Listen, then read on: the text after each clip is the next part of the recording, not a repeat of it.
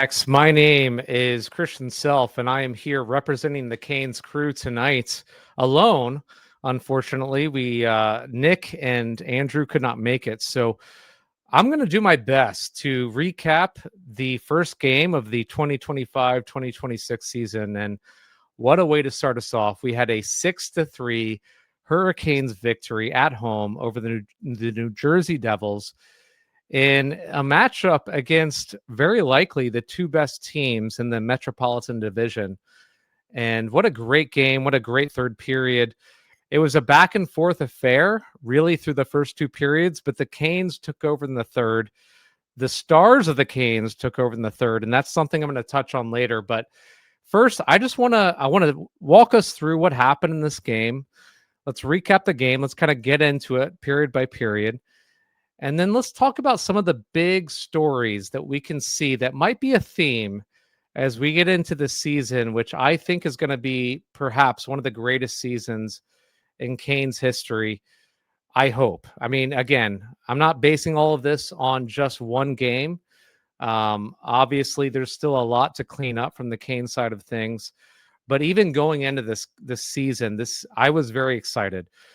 Perhaps the most excited that I've ever been heading into a season for the Carolina Hurricanes. There's a lot to look forward to, and this game, I think, showed some hints, some glimpses of what we could be looking forward to as Canes fans for this season. So let's just dig into it. The first period, it was a good period for the Canes, I thought. Started off pretty well, kind of feeling each other out, and you expected, at least I expected, to see some rust on the Canes side of things. Most of the starters did not play a whole lot in the preseason. So, and then on the defensive side of things, a lot of the defenders were held out of preseason, held out of a lot of practices, or wearing yellow jerseys, yellow non-contact jerseys to start the preseason off with. So I was expecting some rust. We saw a little bit of that. But that Stankoven line, the second line, really got the crowd into things with a great shift, a great extended shift in the offensive zone. And not too much longer after that, we saw the fourth line get us started with a goal. We saw Taylor Hall with a tip-in goal from a nice deflection on a Gostisbehere shot from the point. And just a great start for that fourth line. And when we were doing our preview of this season, one of the things that we were looking forward to is that this fourth line is perhaps the best fourth line talent-wise that the Canes have ever had. I mean, you have Kotkaniemi, who could be a third line center on most teams in the NHL, perhaps even a second line center on some bad teams in the NHL. And he's our fourth line center. I thought he had a great game tonight as a fourth line center. I thought he did very well in the face-off the circle. I thought he won a lot of physical battles, and he really distributed the puck well in that line. And Taylor Hall was also very good, setting up Eric Robinson for the final goal of the game, which we'll get to. But yeah, that fourth line set the tone and got us onto the scoreboard. So nice deflection by Hall. You have a talented center at fourth line. You have a former MVP at one of your wings, and then Eric Robinson, who's just a Hurricane through and through, big, physical, can skate very fast, and just hustle through and through. So what a great fourth line that we're going to have this year if we can stay healthy. But even if we don't, some of those pieces, Taylor Hall, Kotkaniemi, they can be moved up higher up in the lineup if they have to, and probably will eventually have to. So anyway, they got us on the board 1-0. And that whole first period, Slavin was just showing some great defensive plays throughout on national television. It was a game that was hosted by ESPN and Hulu, and he was just showing why he is the best defensive defenseman in the NHL and why he's a Team USA stalwart heading into the Olympic season this year. So he was great, looking sharp to start us off. Freddie was also looking sharp to start us off in that first period, made a couple of clutch saves. Now, I will say in the first period, the Aho line looked like it was pressing a bit, especially Aho himself. And I think Aho was really I don't know if it was him trying too much or if he was just rusty because he didn't play a whole lot in the preseason, but he just did not look sharp in that first period. And even in the second period, he didn't look that great. The puck was bouncing off of his stick. He looked like he was forcing it. Um, I mean, Ehlers in those first two periods looked like he was the one who had the juice. He was the one who was carrying that line. But that line did not look sharp. Aho especially did not look sharp. They were kind of pressing a bit. But in the first period, one guy who did stand out to me was K'Andre Miller. And he ended up being the first star of the game in the arena. And I think you can make the argument that he deserved to be the first star. He had a great, great game, great debut as a Hurricane, showed us what we have to look forward to. He's just such a perfect fit in the system. His size, his athleticism, his reach. He might have a better reach with his stick at the puck than even Jacob Slavin does. So he's going to fit in so well. And honestly, I think that what we're going to eventually see sooner, probably rather than later, is we're going to see a Slavin K'Andre Miller top pair. We'll get into why I think that's the case, but anyway, at the very beginning in the first period, K'Andre Miller I thought was really standing out for me. At the end of the day in that first period, Carolina carried the play, but there was some sloppiness, especially in the neutral zone, some pucks jumping off of sticks and some not so great passes. So it was giving New Jersey more chances than I think that they deserved. Now Slavin did hit the crossbar late. But one thing that also surprised me in this game, especially in the first period, was Dougie Hamilton. Now, Dougie Hamilton, since we traded him from Carolina, has shown to be weak physically and just has not performed very well against the Hurricanes himself. But in tonight's game, I think he was the Devils' best player. He was physical, he was good defensively, and he proved to be very good offensively as well. He ended up getting a goal in the second period. So let's just jump into that second period and talk about it. So first period, it ended Canes 1-0. But not too long into the second period, Dougie Hamilton gets a very nice goal on a backhand past Freddie Anderson. He just, well, first of all, he beat his man up the ice. I'm not quite sure who should have been marking him, but he was the late trailer on the goal. It was a nice pass to find him, and he skated in pretty much alone and snuck a backhand past Freddie Anderson. And I think he deserved that goal. He was very good. Again, I thought the Devils' best player, certainly in the first half of the game. And yeah, he showed what we saw as a Hurricane. He's a very good offensively gifted defenseman. If he can show that physical side that we saw tonight, I think he's going to do wonders this season for the Devils. Can he stay healthy? That's a big question. We'll see. He's not shown a propensity to do that, but I know that New Jersey's hoping that he will. But he was a great player for them tonight. Now, to respond, though, it was 1-1, but to respond, we saw K'Andre Miller get a goal that was a bit fluky. It kind of bounced in on the way in. It was just a desperation shot from the point by K'Andre Miller, just throwing it on net, seeing what happens. But, the goalie was screened. Markstrom was screened, and he could not see it. It bounced over his pad, goes in. Not the prettiest goal in the world, but we'll take it. Puts the Canes up 2-1. But it is one that I thought that Miller deserved because he was very, very good through that period of the game, for the first period and in the early parts of the second. Probably the Hurricanes' second best defenseman, past just behind Slavin. So yeah, he was great. Deserved that goal just in terms of how good he was playing. But then the Devils would answer, and there was an incredible pass from Luke Hughes from the back end to spring Cody Glass to create a 2-on-1. I do think that Sean Walker was caught too far up the ice, so Slavin was by himself. He did his best to play defense on that 2-on-1, but there was no pass across the slot. Instead, Cody Glass just shot it over the shoulder of Freddie Anderson. You could make an argument that maybe Freddie should have been a little bit more aggressive to cut down the angle, and that puck should not have snuck over his shoulder. But it was perfectly slotted. I mean, it was in the very top hand corner. Very good goal by Cody Glass there, and so that brings the Devils back level, 2-2, and that is how the second period ended. It was a back and forth second period. The Devils ended up kind of, getting the upper hand with 2 goals to our 1 in the second period. But one thing that stood out to me through 2 periods of that game was I thought that Nikishin was looking very good, very, very at home, very solid in his own. And he was making very smart choices with the puck in the defensive zone, and he was showing some danger in the offensive zone. So he was jumping out to me. And keep in mind, even though we saw him at the tail end of the playoffs, he's a rookie, and he's an NHL rookie. He's going to be up for the Calder Trophy. We'll see if he can do anything to deserve it, but he's eligible. And I thought he had an excellent first regular season game as a Hurricane.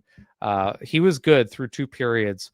In that second period, I thought Freddie, even though, maybe I couldn't necessarily blame him on either of the 2 goals per se, but there weren't any big saves in the second period. And Markstrom had some big saves because we had a couple of really good shots. We hit a couple of posts, which we'll get into as well. But Markstrom was a better goalie in the second period, and I think that's why we ended up level 2-2 heading into the third. So what happened in the third period? Well, I thought the Hurricanes proved that right now, talent-wise, they're the better team. And so we see the first go-ahead goal from the Hurricanes. K'Andre Miller having too much time from the point, just skating in closer and closer to the goal. He rips a slap shot. It hits off the shoulder of Markstrom and bounces in. As a Devils fan, I might have, if I was a Devils fan, I might have hoped that he could have made that save, but it just trickled off of his shoulder, went into the goal. And all of a sudden you have K'Andre Miller on his debut having 2 goals for the Hurricanes. Now, does that mean he's going to score 160 some goals this year? Probably not. He's on pace for that. I would love that. That would be insane. But no, he's not going to do that. But he is off to a great start as a Carolina Hurricane, the best start you could possibly ask for. I think 1 goal would have been more than you could ask for K'Andre Miller as a start for a Hurricane. But 2 goals, what a start. He ends up being the first star because of that. But that 3-2 lead for the Hurricanes was going to be short-lived because there was a great pass from Brett Pesce to Jesper Bratt for the equalizer. Aho kind of got turned around there at the blue line. Again, just even through the beginning of the third period, I thought that Aho was probably our worst player. He just did not look, I mean, he's just looked rusty. I don't know, just did not look very good. And then Jarvis didn't really close out on Bratt there. I think that was Jarvis's man to pick up, and Bratt is one of the fastest players in the NHL, and Jarvis did not mark him there. And great pass by Pesce. And there's a guy on the Canes crew. I'm not going to name him, but he's a bit of a Pesce hater. I am not. I love Pesce. I thought he was an incredible Hurricane, and he looked incredible for the Devils against us in the playoffs last year. He was by far the Devils' best player in the playoffs last year, and he was one of the best players again for the Devils this year. Just so good in his own end and sneaky good offensively in the offensive zone. I mean, is he going to score a ton of goals? Probably not, but he makes some very smart heads-up plays. He was good for the Devils tonight. I thought one of their best players, and just such a good pass to Bratt to equalize it. So 3-3, but what happens? This is the play. And again, I'm a one-man crew. I wish I could show the highlight tonight, but this is the play that defined the game. Alexander Nikishin just makes a great play. He just maintains, holds on to the puck along the boards on the right-hand side. And then he eventually just drops it off to Aho. Just a sneaky little play like, hey, look, I'm going to hold on the puck. I'm going to give it to one of our best offensive players. And then Aho, once he has the puck, he delivers a perfect hard pass to Jarvis, who just skillfully directs it on a tip-in goal past Markstrom for the go-ahead goal, which would eventually be the game-winning goal by Jarvis. So, Aho, I thought, did not have a great start to this game, but in the third period, into the end of the third period, I mean, especially in that play, great pass by Aho, an incredibly skillful touch by Jarvis. Jarvis, who I think will probably, in the next couple of years, we're going to be talking about him as the best player on the Carolina Hurricanes. And I think it might be as early as this year. We're talking about him. He is the Carolina Hurricanes MVP. We'll see, but I could see that being the conversation this year, surpassing Sebastian Aho, who's been that for us for the past few years. But yeah, so great connection, Aho to Jarvis. But the guy who really should get credit for some of the credit for that goal is Nikishin, just holding on to the puck.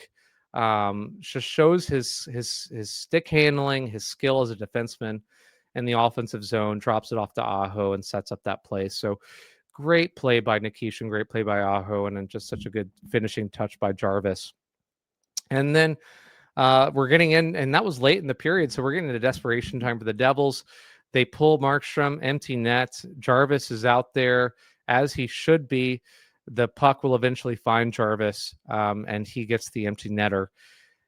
And here's the thing, Jarvis gets 2 goals in that game. I think we could see Jarvis as a potential 40-goal scorer for the Hurricanes this year, and he's that kind of player, y'all.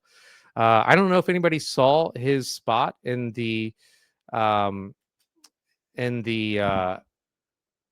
Amazon Prime show, the NHL Faceoff show, but he is setting up to be one of the faces of the NHL.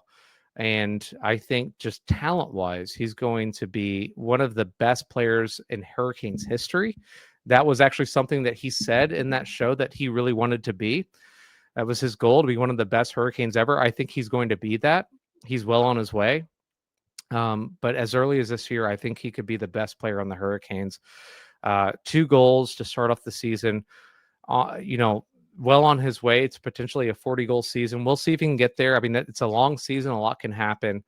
But he is so skillful. Like it's more, he has an incredible personality, but it's more than the personality. His hands, his speed, his skating, his tenacity. He is a highly skilled player for the Hurricanes offensively and defensively. He made a couple of great back checks. He's a dark horse candidate for the Selke Award. He's just such a good player. Brendan Moore recognized that right away. But yeah, I mean, so the Hurricanes have been looking for a superstar for a long, long time, and Aho has been the closest thing that we've had. And I would make a very good argument that Aho is a superstar in the NHL. But he doesn't quite meet that standard in terms of national media attention. But Jarvis could be the guy. Jarvis could be the next NHL superstar, maybe you could argue the first NHL superstar that we've had. I would say that Eric Staal was the first one that the Carolina Hurricanes have had, but Jarvis could be the guy, our first legitimate superstar, maybe second legitimate, depending on how you look at Eric Staal. I think he's going to be an eventual 40-goal scorer as soon as maybe this year. He is so skillful, and he gets the clutch goals when you need them. I just want to throw up a stat. We see this on Canes Twitter if you're a Canes Twitter supporter. But I just want to give a shout out if I can find it. Oh, goodness. Let's see. Well, I cannot find the stat, unfortunately, because, you got to love Twitter. You look for a post. I should have bookmarked it. Oh, no, here it is. Here it is. It's the Canes Stat Brand. I want to give a hat tip, the Canes Stat Brand Twitter. But the Carolina Hurricanes are 72-5-6 whenever Seth Jarvis scores a goal. Let's just let that sink in for a bit. 72-5-6. That is insane. Now, yeah, you could say like, well, empty netters are going to be a part of it. Yes, they are. But like, look, 72 goals, most of those are not empty netters. He scores the goals when we need them the most. He is the guy, for a long time, the Hurricanes have been searching for the guy who can step up, especially in the playoffs. And I think Seth Jarvis is going to eventually be that guy. We always wanted it to be Svechnikov. I don't know if Svechnikov is eventually going to be that guy, but Jarvis is proving himself to be the guy that we've always wanted in that regard. So he gets the go-ahead 4-3 goal. He gets the empty netter 5-3, but it did not end there. There was a nice play from Hall, giving it to Robinson to make it 6-3 on a tip-in. That fourth line was very, very good for us, and I think, look, the Carolina Hurricanes are super deep, top to bottom. And where that is going to show off the most, I think, this year is going to be that fourth line, because that fourth line could be, for a lot of NHL teams, a legitimate, maybe even second scoring line. I mean, again, KK, you've got Taylor Hall, you've got Robinson. Okay, maybe not second line on good teams, but second line on some bad teams, and certainly third line on some good teams. But that's our fourth line, and they're matching up against fourth liners in the NHL for the most part this season. They're going to dominate. KK is going to dominate in the faceoff circle, and they're going to dominate in terms of puck possession and scoring throughout the season. So very encouraging thing. So anyway, that gets it was a 6-3 Canes win. That gets us caught up there. But let's talk about some big picture items. First line. Let's look at the first line. Aho, I thought, he got off to a rough start, was not looking very solid, but he made the play that mattered the most. Great pass to Jarvis on the go-ahead goal, the game-winning goal. But the player that I thought really stood out the most on that line just throughout the game was Ehlers, which is very encouraging to see. His skating, his speed, he forces the defenders to really back up. He's going to create a lot of space for Jarvis and Aho throughout the season.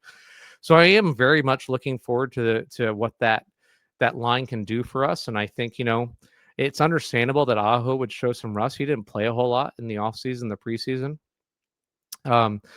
So we'll see. We'll see how things look there. The Gostisbehere line, I thought, looked very good. I think they are one of the most talented second lines we have maybe ever had in Carolina. We will see if Stankoven can last as a second line center. He is very good with the puck. There is no denying that. He's a great distributor. He's a great stick handler. He is tenacious as a just defender on the puck. He's a little small, of course, and face-offs are still something he's going to have to work on. So it's not a sure thing that he's going to be a long-lasting player. I mean, I would not be surprised if at some point this season we see KK back up with that second line. But I mean, having wingers like Svechnikov and Blake, those are incredibly talented players on the second line. So I thought they were very good. They got us, kind of got the crowd into the game. They carried the play. They're going to match up very well against other teams' second lines. Svechnikov, I thought, showed some flashes. I thought he had an overall pretty good game. I thought, also again with him, he could have been sharper. But here's the thing. Look, we rang the post, I think 5 times in that game, hit the post 5 times. The game could have been a lot further out of hand. I thought the Hurricanes deserved this win. They carried the play overall. Yeah, of course, the Devils had some chances, and Freddie made a couple of big saves, but overall, I thought that the Hurricanes were the better team. And we hit a lot of posts. I hope that is not a theme this year. I saw a graphic from ESPN that we hit the second most posts last season. I did not know that. It's not surprising because historically we've been a team that creates a whole lot of chances and we struggle to finish, which means hitting posts. We will see if that's going to be the case again this season. I was hoping that with Ehlers, with Jarvis taking a step up, with Blake taking a step step up with hopefully Svechnikov taking a step up. I was hoping that this would not be another season of us just creating a whole bunch of chances and not being able to finish. I mean, you can't argue with 6 goals. We had 6 goals. Like, you can't argue with that. That's a whole lot of goals. But with 5 posts, I mean, it could have been worse. It could have been more goals. So yeah, I mean, offensively, you could not have asked for much more. I thought defensively, Keandre Miller looked very, very good as a new Hurricane. I thought Nikishin looked very, very good as his first regular season game as a Hurricane. I thought Gostis Bear looked great on the power play, looked great overall. Walker was maybe a little disappointing to me. We will see how long he lasts as that first pair defenseman with Slavin, because he's going to get whoever is in that slot is going to get a whole lot of ice time. I thought for sure he got beat, or he should have gotten back maybe a little bit further back on the second goal. He looked great in the playoffs with Slavin, and Slavin can make just about anybody look pretty good. So I was expecting or hoping for a lot of big things out of Walker. Look, it's just one game. I'm not going to write him off, but I would not be surprised if we see at some point this season a Miller Slavin top defensive pair. Now, look, they're both left-handed shot defensemen. So it's, I could see why you could make an argument that that's going to be unlikely. But if Slavin's going to be in the ice for the most time in the game, which as your best defenseman, that's what you want him to do. With a guy as talented as Keandre Miller, why not put him out on the ice? And why not put him with a defenseman who can cover defensively and allow Miller to thrive, to use his skating, his stick handling, his offensive ability? I could see that being a legitimate pairing. And in that case, you maybe move Nikishin up to play with Chatfield on the second pairing. You get Nikishin some more ice time, and then on the third pairing, you've got Ghost and Sean Walker. I could see that being an eventuality at some point this season. Probably not next game. Probably not within the next month or so. I think there's no need to panic. There's no need to rush with something like that. But Miller looked very good. I think he's going to continue to look very good as a Hurricane. Chatfield, I thought, had some moments where he looked a little sluggish, looked a little rusty. I'm not worried about Chatfield. His athleticism is going to shine through. He's also going to keep providing for Miller to allow Miller to be a little bit more offensive in terms of defensive pairings. But yeah, I mean, just so much to like in terms of the back end of the Hurricanes. Very much bullish on Walker, on the Miller as a Hurricane, and on Nikishin, in terms of his first regular season. So we'll see how that goes. As far as the rest of the Hurricanes go, very much bullish on that fourth line. That's going to be just a fourth line matchup for both teams. Most teams are not going to be able to match up their fourth line versus our fourth line. Our depth is very, very good this year. We've got such a solid defensive line in terms of the Carrier, Stahl, Martinook line. I mean, they're just going to be solid. They're going to give you exactly what you look for throughout the game. We're going to see how well that top line, the Aho line, can gel with Ehlers and Jarvis. The talent is just incredible. So I'm not too concerned. I think Aho's just got to kind of get it together. He's a little rusty tonight, but look, I mean, he's Sebastian Aho. I'm not too concerned about him. And the second line, the big question mark there to me is going to be, can Staykoven, can he last at center? Can he win enough faceoffs? Can he be physical enough? Can he match up against other bigger centers? We'll see. I mean, it's a long season. There's going to be questions that we're going to have to answer throughout the season. And then, heading into the trade deadline, maybe it's like, who do we add to this mix? Because we've got $10 million to play with. And that's what I'm going to close with. Y'all, this is going to be a good team this year. We knew it going into it. Vegas knows it. Vegas holds Carolina in very high regards. And so do all the prognosticators. This is a playoff team easily, but this is a team that is going to contend for the Metropolitan Division and perhaps the Eastern Conference, perhaps even the President's Trophy. This is that good of a team, y'all. This is why, as Carolina Hurricanes fans, we should be excited. We played against a very good team, the New Jersey Devils. The New Jersey Devils are a playoff team easily. I think they're also going to be matching up with us as a potential winner of the Metropolitan Division. We'll see if they can do it. But I think we saw tonight that I think we're just the better team right now. And we could always add more at the deadline. We'll see. I mean, again, so far out in the future. But you got to be pumped. Huge win for the Hurricanes, winning over a divisional foe. 2 points at the standings, 0 points for the Devils. That's not going to seem like much when we're at just game 1 of 82. But when you're starting to get into game 70, game 75, and our lead with the Devils or deficit with the Devils, however that ends up working out, is just a couple of points. This game is going to matter a lot looking back on things. So, again, I wasn't going to panic if we lost, but I'm very happy that we won. These are big 2 points in the standings over a divisional foe at home, a game that you kind of have to win.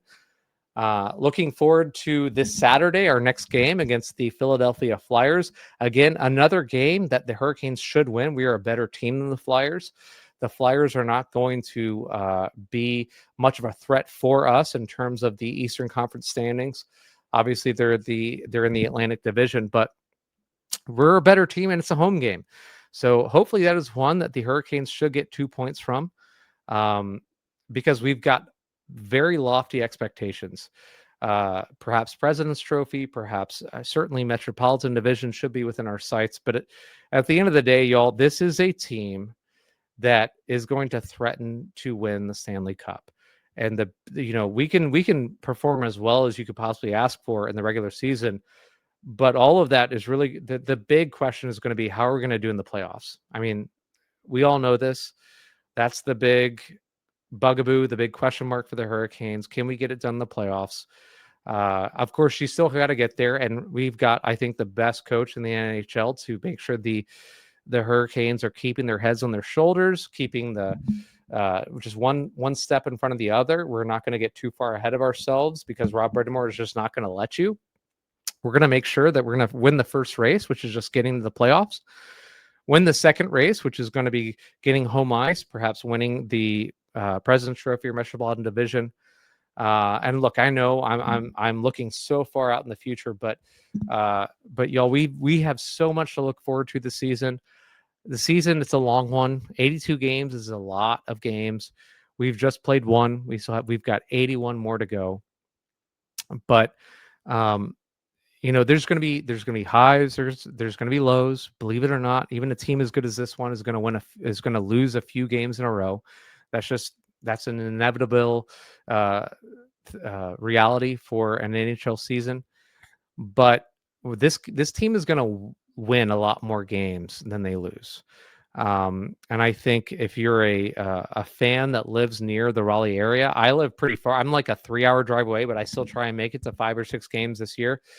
But I think especially we're going to win a lot of home games this year. So I know the tickets are getting more and more expensive. You don't have to tell me that. Like it's hitting me in my back pocket. But the Hurricanes games are going to be good ones to go to this year because I don't think we're going to lose a whole lot of home games. Yeah, are we going to lose some? Of course, but we're going to win a lot of home games this year. And I think overall we're going to have a very good record. We're a good team, y'all. Be excited, Caniacs. Yes, it's just one game. Yes, is there a parade that we're planning? Of course not. It's a long season, but there's a lot to be excited for. Ehlers looked great. K'Andre Miller, first star of the game. And overall, I think he was probably my first star of the game. If I was going to do 3 stars, I'd probably do K'Andre Miller. I would probably do Jacob Slavin as number 2 because he made some great defensive plays just throughout the game, just often overlooked. And then Seth Jarvis as my number 3. I mean, you could probably move him up to 2 and put Slavin down to 3. I mean, I'm okay with any of that, but so much to look forward to. Seth Jarvis, he's so young, but he's just getting better and better. Yeah, I mean, just great start to the season. What more can you say? I guess I'm going to wrap up things there. I'm not sure if we're going to have a recap. It's a lot for me to just talk by myself. So we'll see how many recaps we do this season. We're gonna at least try and get one video out to y'all each week. So I'm not sure if we're gonna do one after Saturday's game. We will see how it goes. But yeah, so let's look forward to the game against the Flyers on Saturday. And certainly next week, we will be providing you all with a video. I'm not quite sure when or where. Just keep your eyes peeled. Subscribe if you're not subscribed. Hit the like button. We certainly appreciate that as well. Got any comments or questions? We will happily engage with y'all. But yeah, we're just fans.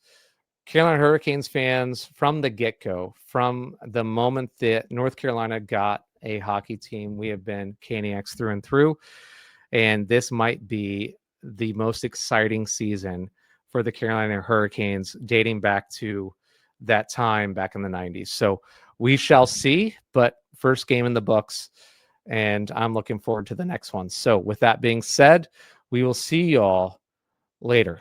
Goodbye for now.